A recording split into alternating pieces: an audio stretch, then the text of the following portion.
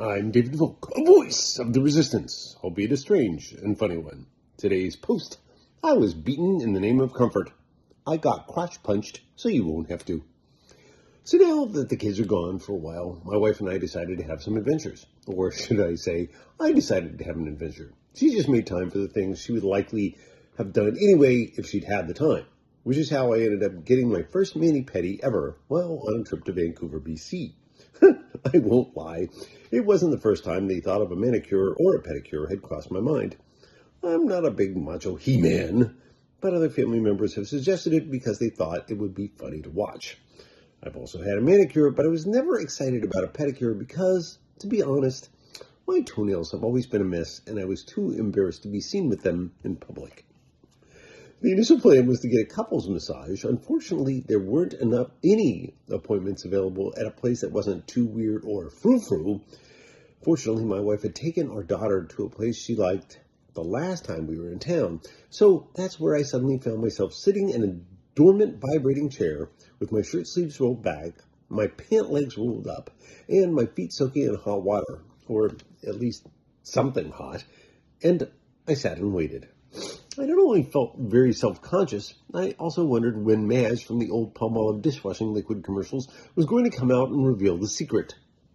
She didn't, but a woman who later told me she was from Saigon apologized for being so late, sat down, grabbed one of my feet without so much as a howdy-do, and began clipping away. All the while, I kept wondering why she'd apologized, because she could have been even later and I wouldn't have noticed. After all, I didn't know what to expect. The next thing I knew, there was much clipping, inserting of an object under my toenails, which I believe is actually against the Geneva Convention. There was also drilling, the use of an actual knife, donde los yikes, and rubbing and buffing with a pumice stone.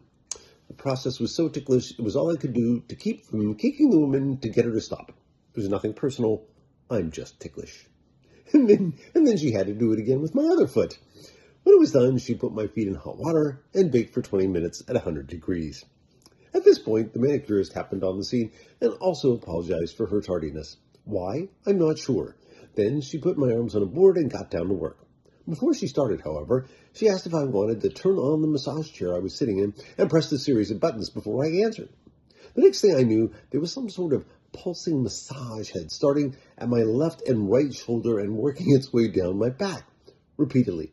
This might have been relaxing if the massage heads weren't also pushing me forward, as one woman was using sharp objects to clip my fingernails and another was putting some sort of abrasive scrub on my legs. And then another massage head deployed drowsily, starting its gentle, rolling journey from right behind my left knee, backward along my upper leg, until it reached the logical end near my crotchular area, and kept on going. That's odd, I thought, but I dismissed it, thinking it would continue on in an attempt to, I don't know, relax my butt cheeks or something. That's when it made an unexpected turn near my scrotum and began a sort of gentle punching, massaging action from below before working its way back up my right leg. Figuring this was a one-off, I chose not to say anything as the pedicurist toweled the abrasive agent off my lower legs and the manicurist happily went about her business.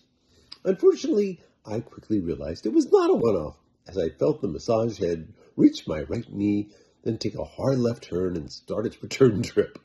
I was about to say something when the massager at my back rhythmically pushed me forward. The pedicurist put my feet up to dry and walked away, and my manicurist soaked my hands in a bowl of liquid and also left the scene of the assault or crime or whatever you want to call it. At this point, I wasn't sure if Madge the beautician was going to come out and tell me my hand was soaking in Palmolive dish soap, or if they were going to the back room to watch me and point and laugh. And where was my wife during all this, you might ask? She was next to me with her eyes closed and a placid look on her face.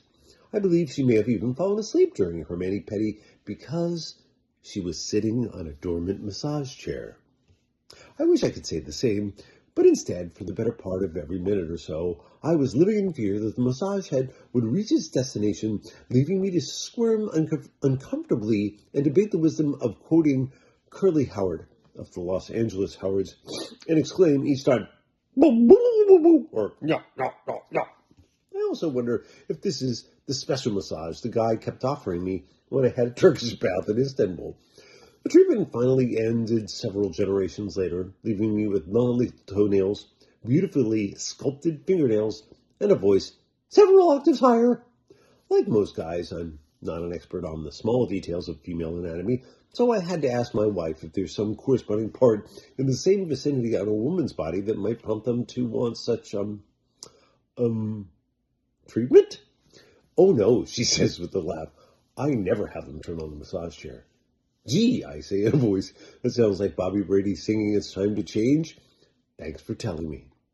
I've been David Volk, a voice of the resistance, albeit a strange and funny one.